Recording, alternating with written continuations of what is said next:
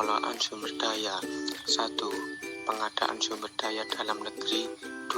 Pengadaan sumber daya untuk ekspor. 3. Penghematan penggunaan sumber daya. 4. Pengembangan sumber daya baru. 5. Pelestarian lingkungan. 6. Peningkatan ketahanan nasional. Prinsip-prinsip kebijakan pengelolaan.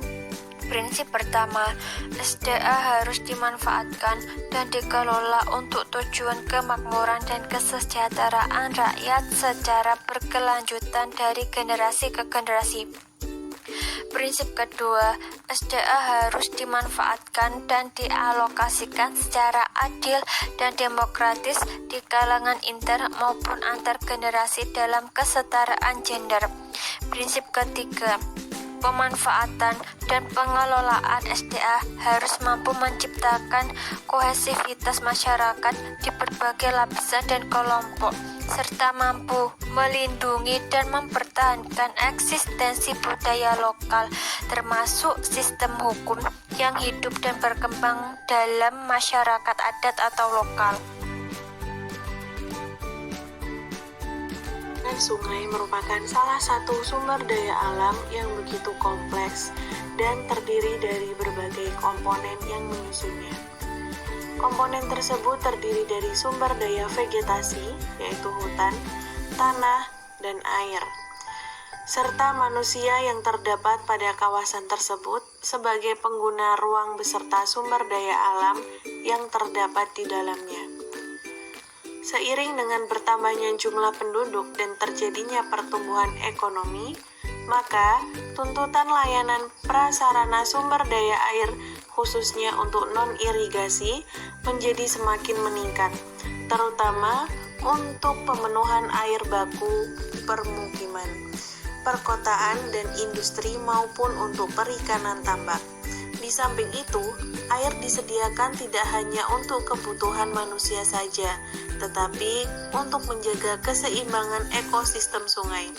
Tekanan peningkatan penduduk dan pertumbuhan ekonomi juga telah mengakibatkan kemerosotan daya dukung lingkungan. Jumlah daerah aliran sungai yang kritis semakin bertambah dari waktu ke waktu. Bencana banjir, tanah longsor, dan kekeringan silih berganti. Pencemaran air dan sumber air telah mencapai tingkat yang membahayakan kesehatan manusia maupun makhluk hidup lainnya. Hutan H di Wonosalam, Kabupaten Jombang. Dalam pemanfaatan hutan H di Wonosalam, Kabupaten Jombang, banyak terjadi illegal logging. Hal ini dibuktikan dengan semakin banyaknya kegiatan penebangan tanpa disertai dengan surat perizinan untuk melakukan penebangan.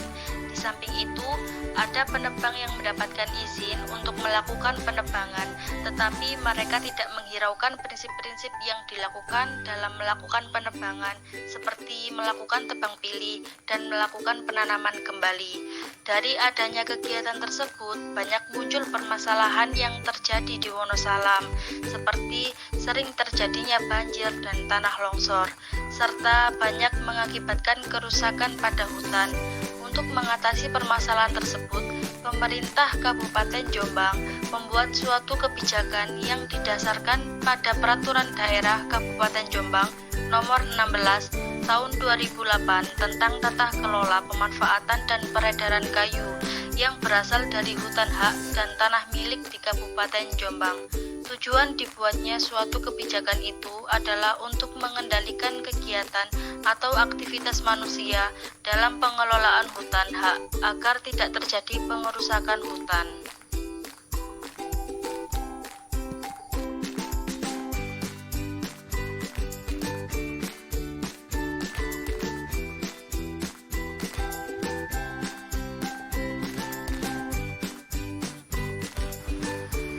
Melihat adanya kerusakan pada hutan, membuat Dinas Kehutanan dan Perkebunan membuat suatu gerakan, yaitu rehabilitasi hutan dan lahan, yang bertujuan untuk memulihkan kondisi hutan hak di Wonosalam tersebut. Guna mencegah pengerusakan hutan hak, maka pemerintah Kabupaten Jombang dituntut untuk membuat suatu kebijakan kebijakan. Tujuan dari dibuatnya kebijakan itu adalah untuk mengendalikan aktivitas manusia dalam pengelolaannya dan terjaganya kelestarian hutan H. Dalam membuat kebijakan ini, pemerintah Kabupaten Jombang